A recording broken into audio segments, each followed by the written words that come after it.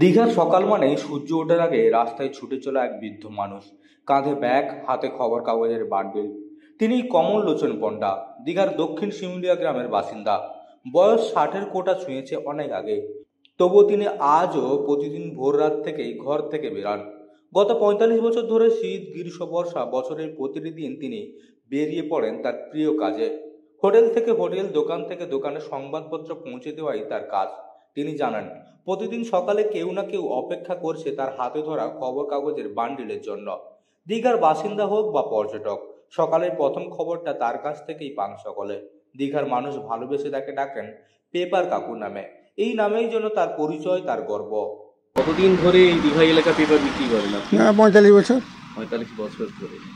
এখন পেপারের চাহিদা কমেছে না বেড়েছে? হ্যাঁ, কমে গেছে, অনেক কমেছে। অনেক কমেছে।